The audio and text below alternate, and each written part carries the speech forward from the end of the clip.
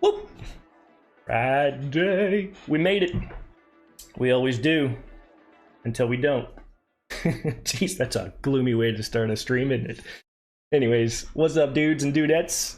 Friday. See if we can do some SharePoint Weekly Newsletter Roundup today. K Creative here in the house. For Bamboo Solutions. Kevin Townsend. What's up, Nate? Appreciate you jumping on, homie. So yeah, today we're going to go through and look at some news. Kind of did that on Wednesday because we made it a long stream. Did a little hanging out.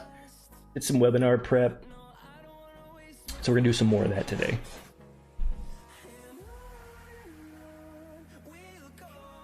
What you got going on this weekend, Nate? I forget. If you told me on Wednesday, I forgot already.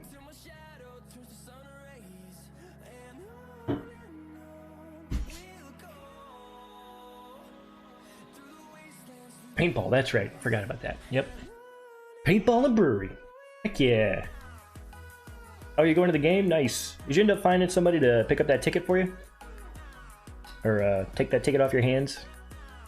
I forget. Yeah, nice. Nice. You got some dope seats at the Ravens games there.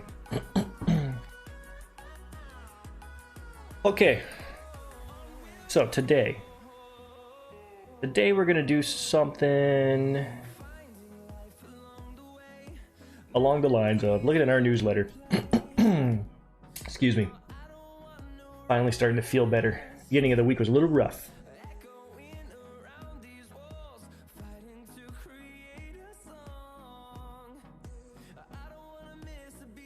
Is this the right one? Is this it? All right, let's go. Go take a look at it. See what's on there.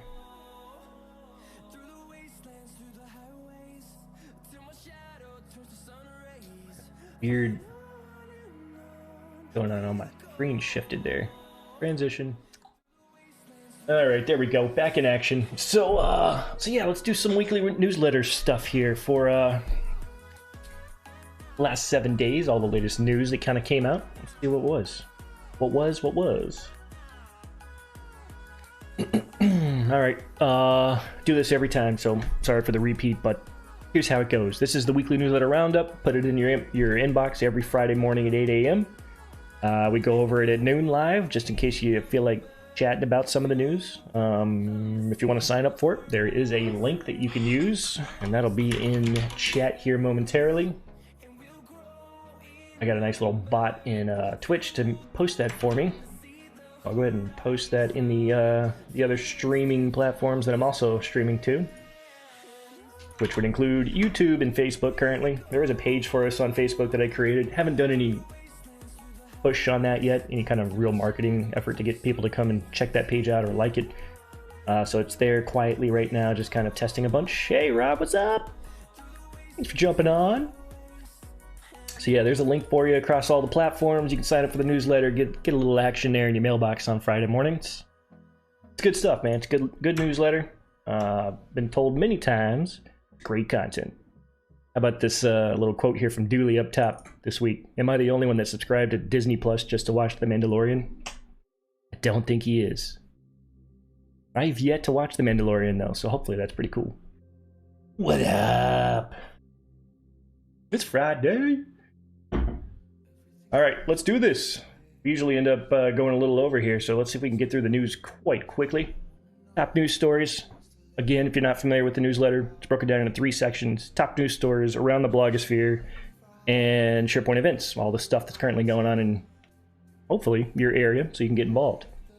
All right, so top news stories. Looks like we got some CUs coming out November 2019 for all the versions in the house. 2019, 16, 13, and 2010. Usually don't dig too deep into these. As I click into it, you'll know why.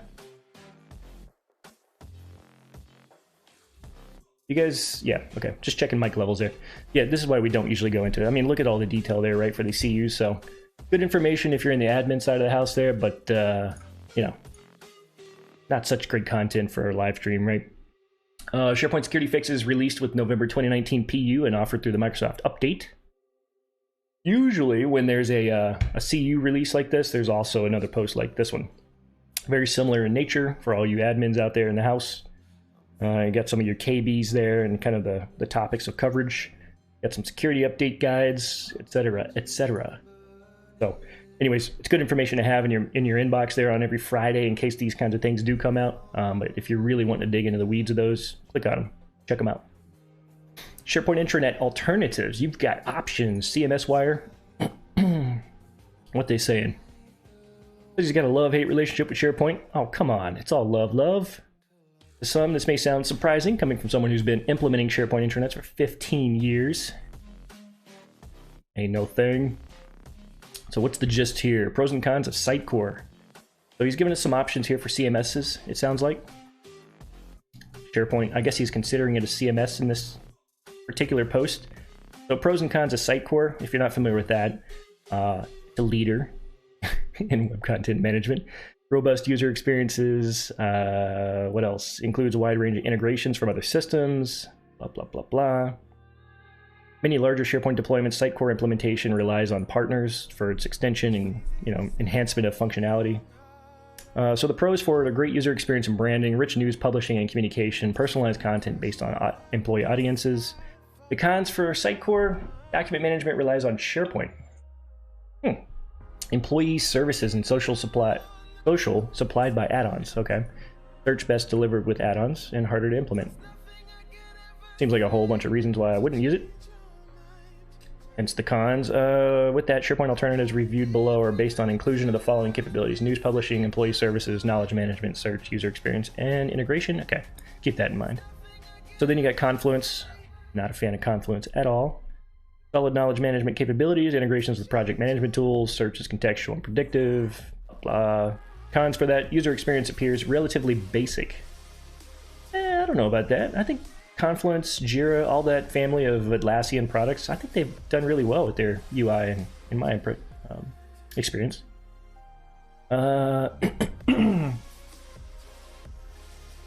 News publishing and communication seems hard to scale. I would agree with that. Employee services and social appear rudimentary. Okay. Dig it. Pros and cons of LifeRay. I've never even heard of LifeRay. Here's the description on that one. LifeRay excels in allowing companies to customize their intranets. Open API and LifeRay makes it easier for companies to build custom integrations between their intranet and corporate systems. It also makes it very easy for companies to target their communication with employees in a particular department. Personalized content based on employee segment, so you can target that stuff. That's pro. Employee engagement tools are strong. Integration and development appears easier. Okay. Cons for LifeRay, content management capabilities are less sophisticated. User experience for some organizations may seem basic, and online document editing capabilities rely on third party. Here we go. Pre-built SharePoint in the house. Let's see. Here's what most people don't realize about intranets. Okay, we'll get to that. So pre-built SharePoint as a comparison here. Pros, information findability, employee services and social, user experience and branding, knowledge management. Con, requires a reliable vendor to implement. Is that a con? It's like having a buddy in your back pocket to help you out, you know? Kind of like bamboo. Anyways, here's what people don't realize about intranets. Intuitiveness comes from well-built site structure. Amen. Information architecture, it's key. A reliable platform is critical. Reliability, faux show. You get that, man. You get that in those all the SaaS offerings of this stuff nowadays, right? Reliability has become more and more of something we just don't even really concern ourselves with. But a large part of the SharePoint population is still on-prem, so hey, that's a thing. Think beyond lunch. I wish installing intranet software alone produced viral adoption, but it doesn't. That's true. There are a lot of things that go into adoption. And we've talked in extensive means about that here on this channel. I mean, there's a blog post every week, it seems like, about how to drive better adoption. There's a bunch of tips out there. Just do a nice quick Google search and it gets you something. All right, here we go. Microsoft and Adobe announced expanded partnership. Coming from MSPoweruser.com. Microsoft and Adobe are already working together on multiple products and services. Yesterday, Microsoft and Adobe announced deeper integration across Adobe Sign and Microsoft Office 365, Dynamics 365, Azure, blah, blah, blah. Adobe Sign was already Microsoft's preferred e-signature solution, but now they're announcing deeper Adobe Sign integration. Cool. So what do you got here? You got the various platforms that it integrates well with. So for SharePoint, customers can create and embed digital forms, such as time-off requests that can be filled, signed, and reused indefinitely. Neat. For Dynamics, e-signatures now work seamlessly with Dynamics 365 Sales in additional languages. Okay, you can get German, French, and Japanese. Power Apps and Power Automate. In the GCC, the government cloud, federal civilian agencies, state, local, tribal, and territorial government employees can include signing workflows when a new file is uploaded in SharePoint, and then route that final document and create an audit trail. Cool. Teams, what do you got? Integration in Teams is also the first app out of the gate to be certified as part of the Microsoft 365 certification program. Wow. Which ensures that enterprise data privacy and security are protected. All right, cool. Azure, what do you got there? It's now available in Microsoft Azure in Europe. Cool. Azure AD. Enterprise customers can now enable single sign-on to securely deliver Adobe Sign to their employees in less than 30 minutes via the Adobe Admin Console. So yeah, lots of good updates there for Adobe Sign integration in the Microsoft Suite. I have yet to actually test and use that, but I've always wanted to, so we'll have to get on that, right? In Dynamics, I could see a real good use case for that in most organizations that use Dynamics, right?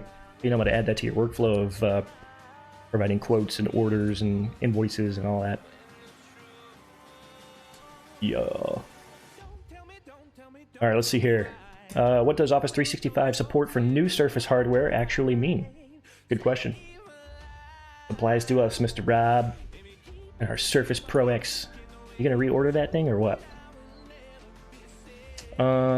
Recently made a whole lot of announcements regarding both new Surface hardware and new Office 365 capabilities.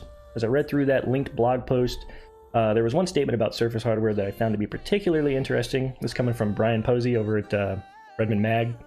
Office will now showcase everything you can do with your Surface accessories within each app. So whether that's the Surface Pen, the earbuds, or the dial. Oh, I thought they were talking about Surface. I thought there were some new capabilities around that in the Surface Pro X and some of the new Surface actual work devices. So he's saying his interpretation is that they're trying to create a better together experience by making sure that all the Office apps fully support all the Surface accessories. Some of the Surface accessories are already fully supported by 365, like the type cover and the Surface mouse, for example, work the same way that any other keyboard mouse would, but the pen is currently supported within apps such as Word and PowerPoint. What else they got in here? On the Surface, no pun intended, it's kind of hard to imagine that kind of compelling use case the Surface earbuds would bring to the Office apps. That's true. According to Microsoft, the Surface earbuds contain a microphone. PowerPoint will eventually be able to leverage this microphone for captioning or subtitling live presentations. That's cool. I could see that really coming into play with the new PowerPoint features that have all the AI and the ML behind it. Have you seen that? Where PowerPoint's going to be able to listen to you doing your presentation, and if it recognizes you using the word a lot, or if it sees you're actually reading text off a slide, or your pace is off, it'll actually alert you through the PowerPoint presentation view of the app, and it'll tell you that. So I could see how these earbuds could be the mic to feed that AI. That'd be cool. What about the Surface Dial? I've never seen the dial in person or used it. They mentioned, though, that the dial by name does not provide any details as to how the Office apps will use it. Okay. That's neat. You know, it just seems kind of gimmicky at the moment, but yeah, it's going to be some cool integration supposedly down the line there for stuff with Office. How to lock down rising Office 365 costs. How do we do that? How do we save some money? Administrators who move to the cloud will need to familiarize themselves with the nuances of subscriptions and the consumption pricing model. Who's this? This is Rita over at searchwindowsserver.techtarget.com. What are they saying here? One Office 365 license doesn't fit all users. Faux show. They can assign everyone the same license SKU, such as an E1 or an E3, but that is one of the more common ways to waste money. There is a significant difference in pricing across 365 plans. You can pay as little as $4 a month per user for an F1 plan, or up to $35 for an E5. That's true. We just sort of blanket our organizations with just simple models, just saying, you know what, just get everybody the E3 plan. That way they got it all. We don't have to worry about it. But really, if you look at it, you could save some money, especially in larger organizations where that, you know, $35 a person times 2,000, it's a bit different, right? You could save considerable money there by changing their plans up to actually accommodate their needs. So bundle the license when possible to save on costs. A company that uses Windows 10, Office 365, and tools such as Intune and Azure AD Premium services, they could look at Microsoft 365 Business, $20 a user a month, or Enterprise, $57 a user a month. That includes all those licenses at a much lower price point compared to paying them individually. And that's another way you could sort of watch your costs there. So the gist so far, just make sure you're actually using what you're paying for. Otherwise, cut the license down to a smaller plan. User activity and activation usage to ensure terminated users are removed. That's another thing that happens quite often in these spaces. People leave. We move their mailboxes to be a shared mailbox so we don't lose that content. People can access it that are in the day-to-day, but we never actually cut the license off. That happens a lot. Streamline onboarding and offboarding. That would help with that particular problem, that's for sure. Control the ongoing costs of third-party add-ons. I don't think I've ever actually installed an add-on in Office 365 that had a price or a cost associated with it. So, cool stuff there. Good heads up, right? Ways you can sort of cut those costs back.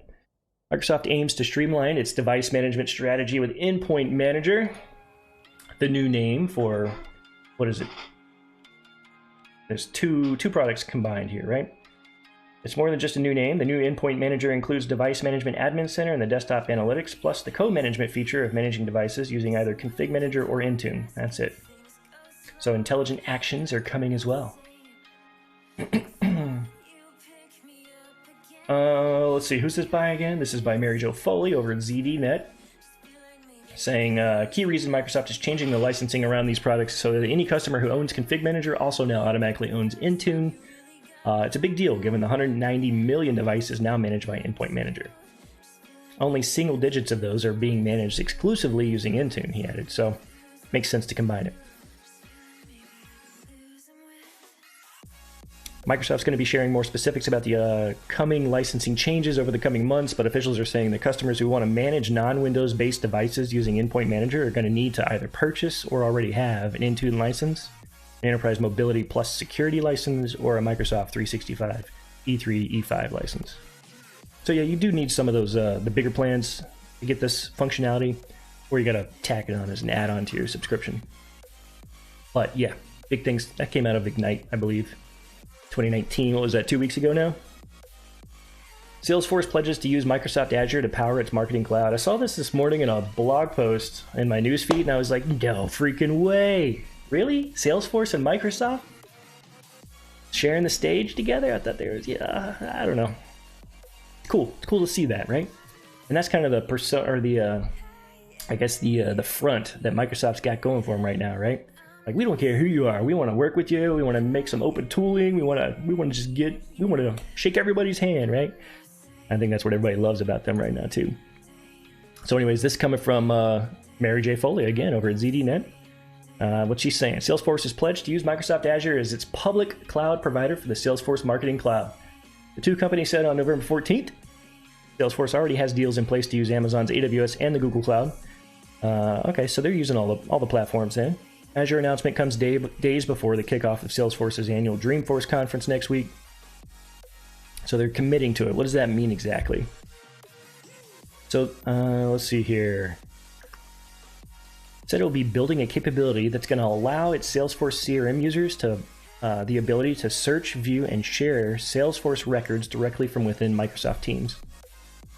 The new Teams integration for Salesforce Sales and Service Clouds will be available in late 2020, according to a jointly issued Microsoft and Salesforce press release. Cool. In 2014, the two forged a partnership via their... the pair would work together on a Salesforce app for Outlook and Salesforce One mobile app for Microsoft Office. In 2015, Salesforce and Microsoft said they would work together to connect the Salesforce Customer Success Platform to Microsoft Office and to integrate that with Skype for Business. OneNote, and Windows 10. Okay, so looks like there's been some Office integration partnerships here for quite some time. Now we're moving into Azure hosting of some of these services and getting those tightly integrated into Microsoft Teams, which is cool. I can't wait to bring that back to one of my current customers, actually, because that's part of our project. I don't know when that's going to roll out. It doesn't say, does it? It just says late 2020, huh? For the Teams integration. All right, so that's next year. We'll put that on the reminder list, right? Oh yeah, check that out. So a year later, Salesforce announced plans to use Google Cloud Platform to expand globally and integrate its customer relationship tools with G Suite and Google. All right. All right, what else we got going on? Last one here for the top news stories. Microsoft Edge built for ARM PCs now available in Canary channel. I saw this morning. So this is for all you users out there on the Surface Pro X. You're definitely going to want to pay attention here. So if you're interested in exploring the new Microsoft Edge, Chromium-based Edge browser, and you have a Surface Pro X, this directly applies to you. So now it's in Canary testing. If you're not sure what that means, there are 3 versions of Microsoft Edge, the new one, right now. You got at least 3 that I know of: Beta, Dev, and Canary. Beta is your more stable releases to this Microsoft Edge browser. Dev is a little bit less stable, a little bit more updating happening to it. I think it's every month, 2 weeks, or something like that. I don't remember the periodicity of the releases on these, but and then Canary is like the nightly builds, gets updated almost all the time, so more likely to break. So anyways, the Canary build on your Surface Pro X can be installed now. That's kind of cool. You're gonna be able to use, that's all I use exclusively now, is this new Microsoft Edge browser. So after some gentle prodding, Microsoft today released the native ARM64 version of its new Edge browser. Yeah, three versions. Nate, let's see here. You can go to MicrosoftEdgeInsider.com and you can check that out. And if you hit the more platforms and channels here, you can actually see the 3 versions and download them separately. You can have them all running like I do on my computer all at the same time. Yeah. Really cool stuff coming out in here. And they're already contributing to the Chromium browser, which is the base for Google Chrome and now Microsoft Edge. So they're already contributing to that in ways that are helping improve that. A lot of, haters out there saying things about the browser like, come on, Microsoft just trying to be a Google Chrome, right? But, there are going to be some specific use cases in Microsoft Edge that aren't in Chrome, like the new IE compatibility mode. So they're eventually going to be able to push this out there, and it's going to know that you have a site that's sort of legacy and needs IE mode, and it's just going to switch into that mode, which is going to be great for DoD, government, and those kinds of things. So you could have a modern browser for the things that can use it, and then you can have a legacy mode, if you will. So not much to say here, I don't think, other than, yay, we get Microsoft Edge, the new one, on Surface Pro X. Sweetness. All right. That was top news stories. Here we are. We're already half past the hour. I'm supposed to be getting done with this already. How much time do I got here? I'm just looking at my calendar. I got about 30 minutes. Okay, we'll make this quick. Around the Blogosphere. So around the Blogosphere, if you don't know, this is where all the evangelists, the MVPs, the blog writers out there in the space for SharePoint. This is where we go and grab all that stuff that came out over the last 7 days and put that together here. The things we thought were really cool and important. And so here we go. These are all the blogs. I don't usually go into all of them because some of them are pretty technical. If you're like a developer, then maybe you want to dig into that and see how they actually went through the implementation to use the SharePoint framework to set the version and trigger the flag and the JSON. You know what I mean? It just gets kind of deep. And so I'm going to keep it high level here. So here we go. Disabling sharing in OneDrive and SharePoint. Coming from buckleyPLANET here. Christian Buckley. So he's got a video, or it looks like his PowerPoint deck here.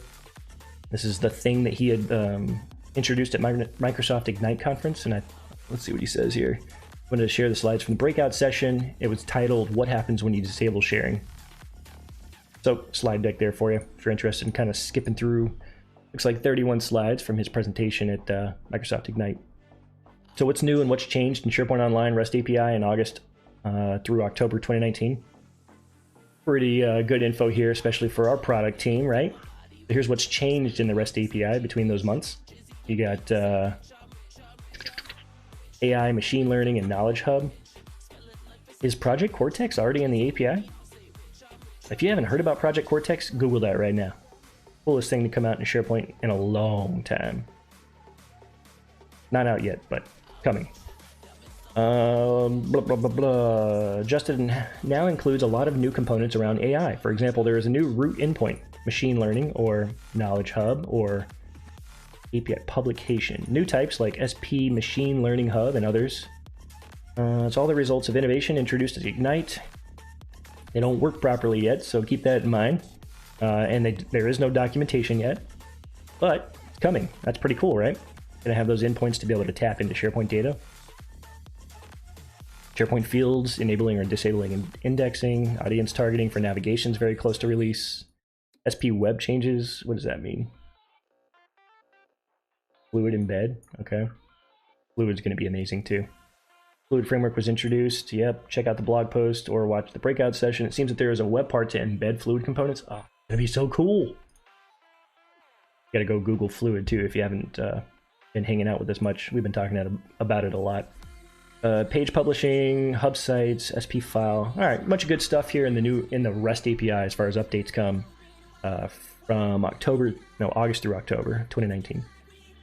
Copy all SharePoint terms and a term set to a clipboard. This is relevant to me doing a lot of term store stuff here on customer projects recently. And I'm super excited if you guys didn't hear about that as well. But term store is getting a lot of love here coming soon in SharePoint Online. A whole new redesign, modernization, etc.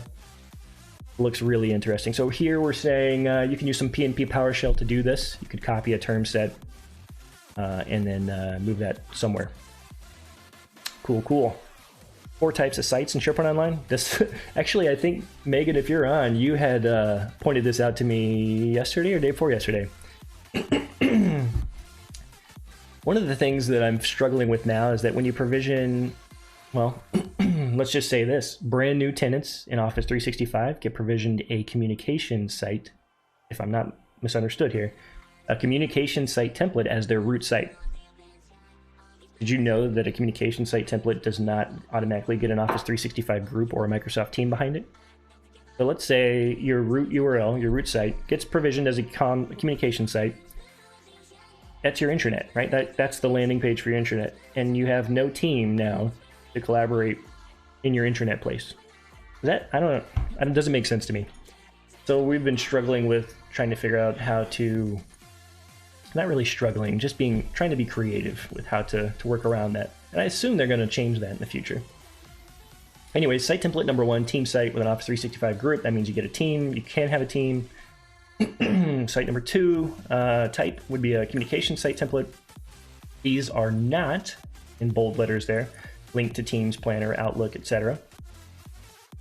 What else? Site template number 3, team site without an Office 365 group. Okay, yep. But you can, in any team site, you could have a group in a team. And what's the other one? 4, classic legacy sites. All right, cool. Anyways, good information there. He goes into detail about each of those types of site templates. So if you're really digging into that, trying to understand the things, there it is, 4 types of sites. What version of Node can I use in SharePoint Framework? We've been talking a lot about that here in the weekly newsletter roundup. It's been going on for months, I feel like. So I'm not going to dig into that again, but there is a way that you can specify the version of Node to use. How to add text how to add text to any part of a SharePoint page using Power Automate, aka Microsoft Flow. In the consulting space, right? Flow, Power Automate, they're calling it now, I think. Yeah, there's a lot of need for stuff like this. Little tricks of the trade, right? So adding text to a SharePoint site page using Power Automate can be a great way to automate a manual process like bulk importing data, or if you want a consistent site page design, etc. You can actually write a flow now to go and do that. So good steps here to follow to do that. Nice tutorial write-up. Something that I think that a lot of people are probably going to end up using. Not a fan of this song at all. You know, when you're trying to find no copyright music to put on your streams, it's actually kind of stale, the choices you have out there. They don't change that often. So, I don't know, maybe I just don't know the right resources for that. Always been no copyright what's it called? No copyright sounds or something like that. The big one that everyone uses. All right. Anyways, video Power Apps Super Gallery. This is coming from SPJeff. Working with gallery control and Power Apps can be a limiting way to navigate records. Okay. Many Power Apps include multiple screens with dedicated gallery screens for navigation. Helping users locate records would be better accomplished with SharePoint views.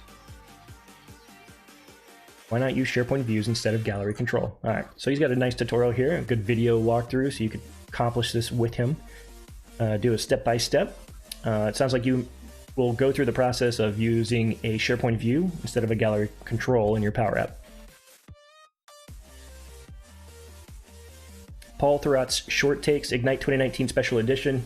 Who doesn't like another recap of Ignite? We haven't seen this one, I don't think. What's he saying here? So we got some discussion around Satya Nadella growing into the role. So he's got a little opinion there about Satya Nadella's speaking style and stuff like that. And we'll go into it about the new hybrid strategy. Yeah, because, you know, what was it called? Azure. I don't remember what it was called. Azure Arc, the new sort of hybrid device that you can put into your data center that kind of connects you to your Azure resource, etc. It gives you all the capabilities of it being in Azure, even though you're on-prem. Yep, so he's talking about that. Azure Arc, there it is.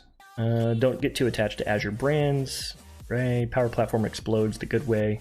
365 gets a new knowledge management service. That's Project Cortex. It's going to be freaking awesome. The new Microsoft Edge will ship in January 15th, if I'm not mistaken. There it is. HoloLens 2 is now generally available. What's it got? It's an impressive improvement over its predecessor with a more comfortable fit, a more natural and training-less experience, and a much better field of view. I've never seen one or touched one, but I've watched a lot of videos. HoloLens looks pretty impressive. What else? Using Power Automate for SharePoint news notifications. Okay. Hold on. All right, had to clear the throat there.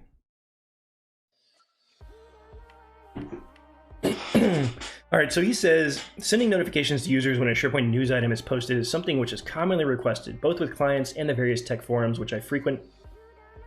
Definitely makes sense. There's a lot you can do using Power Automate to send experiences or notifications in a number of different ways to suit your users, regardless of generation, blah, blah.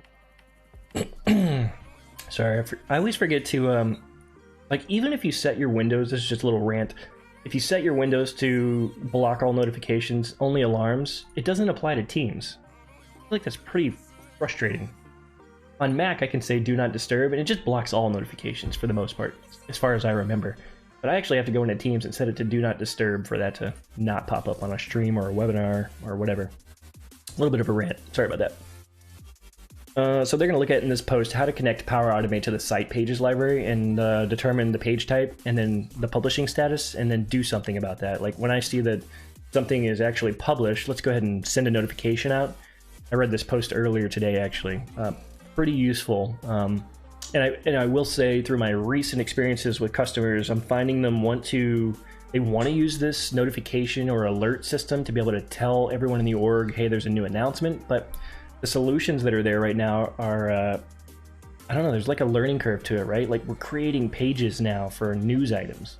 Instead of them being like a list item, it's an actual page, which I love the experience. You get so much control over the UI of them. You get to like set nice, pretty page headers, and you can add all the web parts to them. It's great, but they're just not used to the overhead, or at least the conceived overhead of it being a full page for a news item as opposed to just some text. I just want to say there's an announcement, here's a link, go click on it. So anyways, this post is a great solution for that, I think. Kind of using Flow to watch every time now a new post, a blog, or a news item is posted and created. What that did, it created a page. This flow is going to watch for page creations, and if it's published, then it sends an email out to the organization and says, hey, a new blog post was put up. and it's an actually approved thing. So you might want to come check that out, right?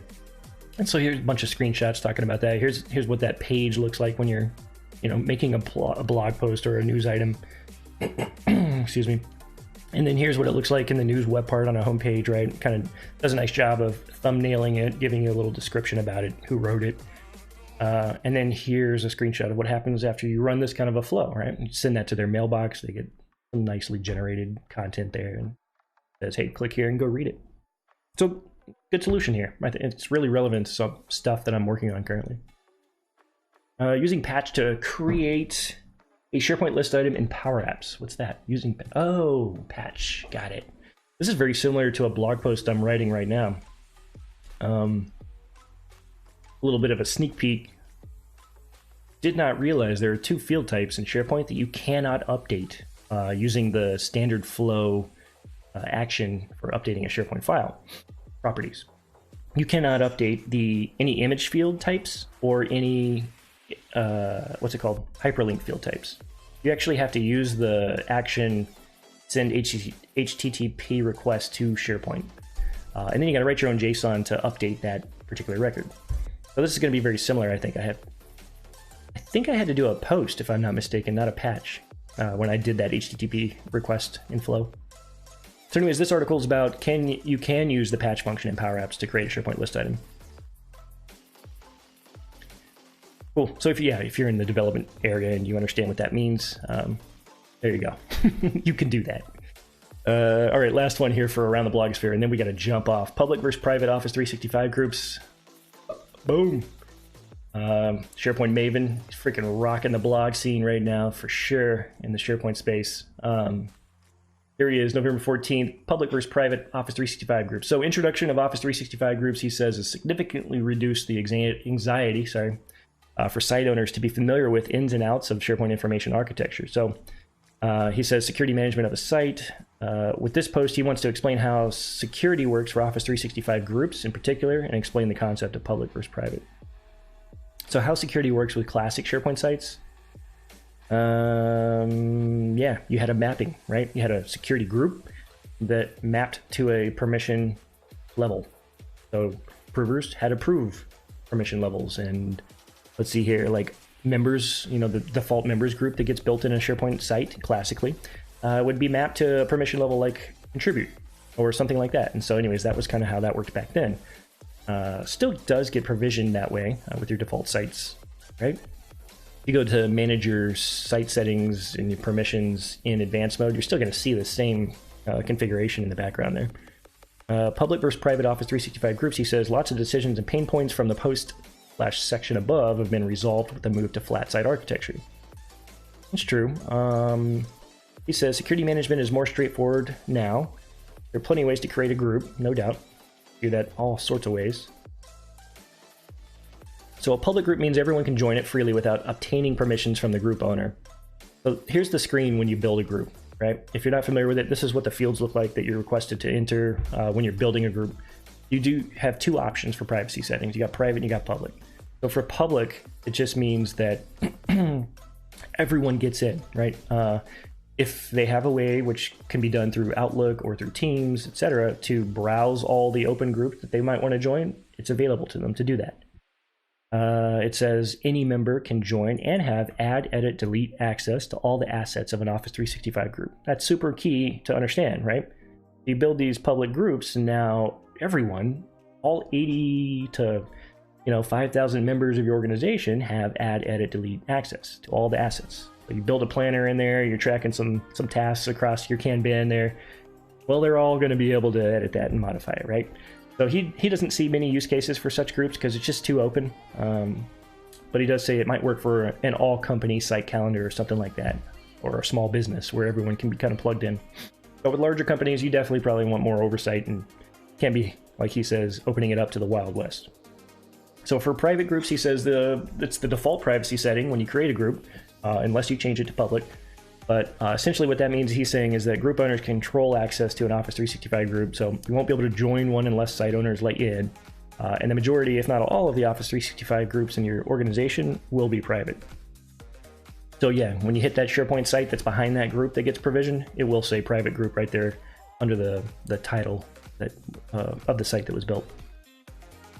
So what access to the Office 365 group means. So he says Office 365 group, it's an ecosystem. That's a good way to put it. Because it's not just a group. So many things happen when you do this, right? And he actually lays them out here. So let's see what he says. Here's what group members have access to once they're a part of an Office 365 group. So when he calls it an ecosystem, he really means a lot of things inside of this group. For instance, a SharePoint site. You get an entire site collection, right? That's part of the new flat architecture there for modern SharePoint. You also get a plan in Planner.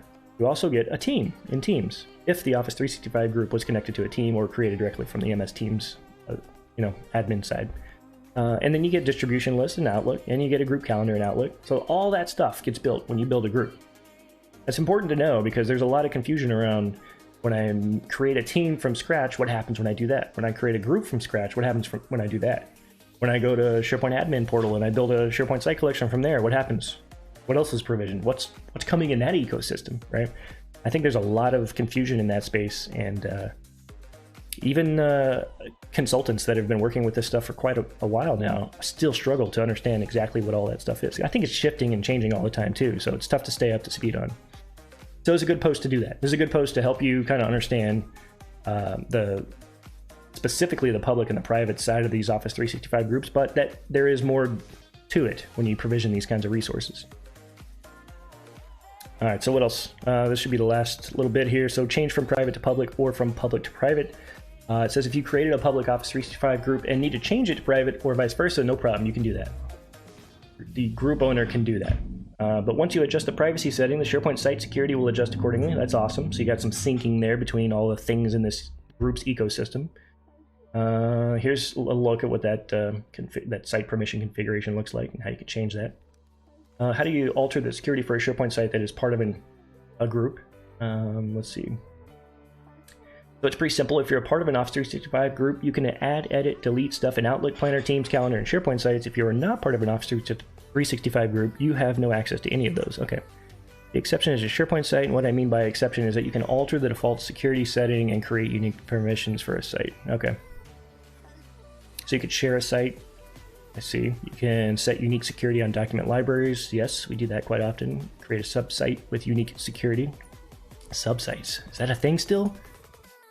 Actually, I haven't found a blog post yet. I'm guessing SharePoint Maven probably has one on recommended. Like, do you ever build sub-sites now that we're moving in this flat architecture world? I don't know. Something to look into. Anyways, that's a great post. Public, private, Office 365 groups. Check it out. All right, last but not least, SharePoint events. Let's be on our way. Bunch of SharePoint Saturdays. Look at that. Ton of them coming up. Ahmedabad. You got Leicester. I can never pronounce that right. Leicester. I don't know. Twin Cities. You got Lisbon, Toronto, Bangalore, Munich, Oslo. Not Chicago. You got Charlotte, Istanbul. And that's it. Those bunch of SharePoint Saturdays coming up. Say it every time. If you've never been, you gotta go. You gotta go shake some hands. You gotta go get that fresh content right from the mouths of the MVPs giving it to you. I mean, it's just always amazing. It's a full day event. It's usually free. You get a free lunch, at least at the ones I've been to. Yeah, you're just liable to walk in and meet people and shake hands with people you already knew, and it's just good times. And sometimes there's a SharePoint afterwards, so they'll have like a little quick happy hour and you kind of hang out, do a little socializing. Anyways, December 2nd through the 5th in Prague, we got the European SharePoint Conference. What else? We got SharePoint Fest in Chicago, December 9th through the 13th. San Francisco, SP TechCon, February 18th through the 21st. We'll be there, I think. I think Rob will be going, so if you're going, go to the booth, shake his hand, say hey. Let us know what's up. SharePoint Fest coming up too, DC, April 13th through the 17th. And then we got SharePoint Fest in Seattle next year, August 24th to the 28th. Like a year away. Yo, what up, Rob? Still there. Thanks for hanging out, man. All right. Well, that is it for the newsletter today. I think we can wrap it up here. Nate, what's up, dude? Good way to pass the time on Friday. Nice. Well, I'm glad. I know you're not even like totally in the SharePoint space, but I appreciate you hanging out, man. Hopefully you're learning something. You might be able to take that back to a meeting where people are like, yo, I saw this thing on Microsoft. And you'll be like, yeah, I heard all about that from Kev. That's how that's supposed to work. Anyways, thanks for jumping on, guys. I'm going to call it here. I got to prep for my 1 o'clock, and I got a lot of stuff to do here. So hope you guys have a great rest of your day on Friday. Enjoy your weekend. See you back here on Wednesday for the stream. We will not be having a webinar on Thursday or the following Thursday, Thanksgiving. So we're done with the webinars for the month. We will have 2 more next month, the first 2 weeks on Thursday, each at noon. If you're interested in what we're going to be webinaring on, you can go to our website, check out the events and webinars links there in the menu. Register for those things. So, peace out, brothers and sisters. See y'all.